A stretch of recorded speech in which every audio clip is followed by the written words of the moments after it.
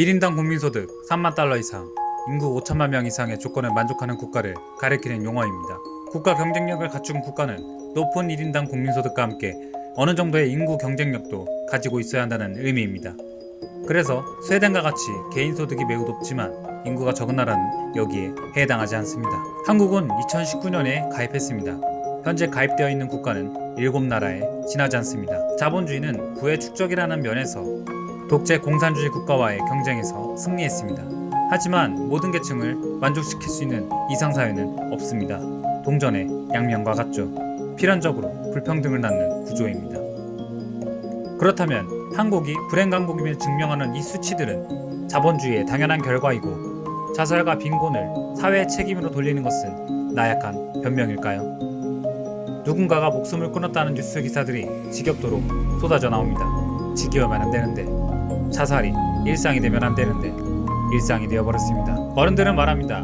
가난하고 젊은 것들은 능력도 없으면서 끈기도 없다고. 어른들은 말합니다.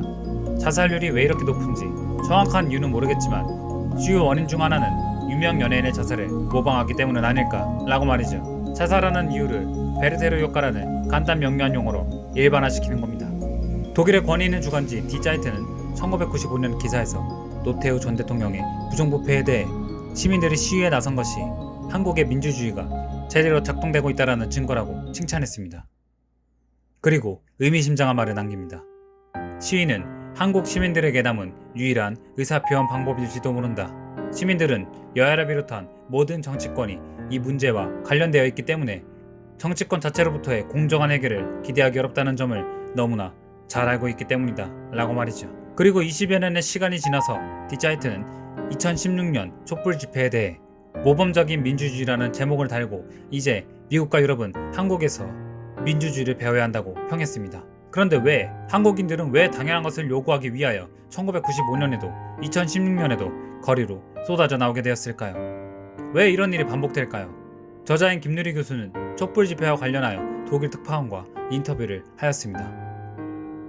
우리는 아주 위대한 민주주의의 역사를 가진 나라입니다. 4.19 혁명, 5.18 민주화운동, 60 민주항쟁, 촛불 집회라는 일련의 역사를 가졌습니다. 그리고 동시에 그는 이런 생각을 하게 됩니다. 내가 말도 안 되는 소리를 하는구나. 위대한 민주주의의 역사를 가졌다는 것은 어떤 의미를 내포하고 있을까요?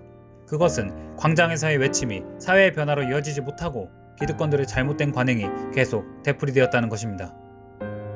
국민들은 당연한 것을 요구하기 위하여 거리로 나올 수밖에 없었던 거죠. 어른들의 자랑스러운 민주화운동에도 불구하고 여야를 막론하고 국회의원들의 부정부패가 여전하고 우리는 여전히 헬조선에 살고 있습니다. 광장에서 부정부패 세력에 대하여 민주주의의 실현을 외치던 어른들은 도대체 왜 광장에서만 민주주의를 외칠까요?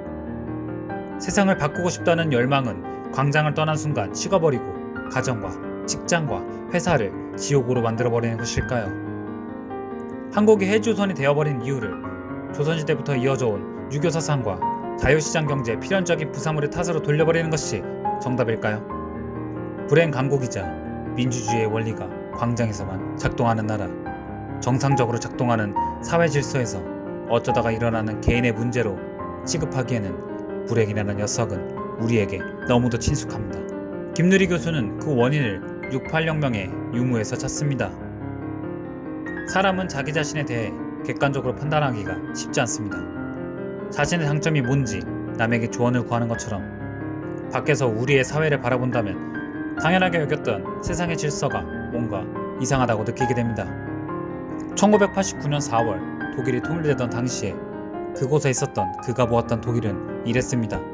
독일은 학비도 없고 대학 입시도 없고 고등학교 졸업시험만 통과하면 원하는 대학을 원하는 때에 갈 수 있었고 학교에서의 경쟁도 등수도 서열도 존재하지 않았습니다. 승자 독식이 가장 효율적이고 합리적인 사회 질서라는 가치는 독일엔 존재하지 않았습니다. 그럼에도 이 사회는 잘 굴러가고 있었습니다. 우리 머릿속에는 존재하지도 않은 다른 형태의 삶이 가능하다는 것, 우리의 불행은 당연한 것이 아니었다는 것. 독일도 우리나라처럼 전쟁으로 인해 경제적으로 폐허가 되었고 냉전주의로 말미암아 분단국가라는 공통의 역사를 가지고 있는 나라입니다. 아까 언급했던 것처럼 68혁명을 겪었느냐가 두 국가의 차이를 만들었습니다. 68혁명이란 무엇일까요? 저에게도 매우 생소한 말이었습니다. 68혁명은 1968년 파리 근교의 낭테르 대학교 학생들이 미국의 베트남 침략에 항의하면서 시작되었습니다. 그것이 기성세대와 국가의 기득권층에 저항하는 혁명의 형태를 띠게 되었습니다. 모든 형태의 억압으로부터의 자유를 외치면서요. 여기서 말하는 모든은 말 그대로 우리를 억압하는 모든 형태를 말합니다. 혁명의 불길은 서유럽에서만 일시적으로 일어난 것이 아니라 동쪽으로는 철의 장막을 넘어 동유럽을 관통하고 서쪽으로는 미국을 거쳐 일본과 중국에 번져나갔습니다. 청년들은 정상적으로 작동한다고 믿었던 세계에 대해 회의감을 느끼게 됩니다. TV를 통해 미국이라는 세계 질서의 상징이 약소국가인 베트남의 국토를 유리라는 모습을 적나라하게 목격했기 때문입니다. 1964년부터 시작된 베트남 전쟁에 대한 반전운동이 확산되었고 1968년 5월 프랑스 파리를 중심으로 거대한 변혁운동이 일어나기 시작했던 거죠. 거기에 불을 지폈던 것은 냉전체제의 양대 축이었던 미국과 소련 간에 벌어진 군비 경쟁이죠. 억압의 형태는 나라마다 조금씩 달랐습니다. 1968년은 세계적으로 보수적 기독교 사회와 개방적 진보 사회를 나누는 기점이었는데요. 체코슬로바키아에서는 민주주의의 혁명인 프라하의 보험 사건이 일어났습니다.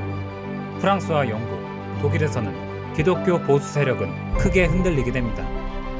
또한 노동자와 자본가의 갈등이 고조화되었던 프랑스에서는 결국 1000만 명 이상의 노동자들이 파업을 단행합니다. 미국은 당연히 반전운동이 가장 큰 이슈였는데요. 미국의 대표적인 반정부 문화인 히피도 68혁명의 흐름에서 발달하게 된 것입니다. 물론 반문화 반정부 혁명의 대부분은 폭력적인 형태로 전개되곤 하였고 그 효과도 즉각적으로 나타나지는 않았습니다. 한 예로 가장 성공적인 혁명 중 하나로 꼽히는 프랑스 혁명조차도 인권에 대한 존중이나 사유재산의 인정이 실제로 발현되기까지는 상당한 시간과 시행착오가 있었습니다.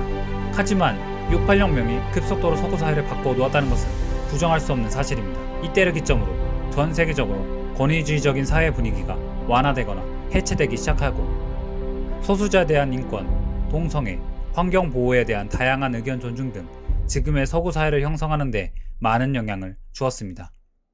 그렇다면 독일은 어떻게 바뀌었을까요?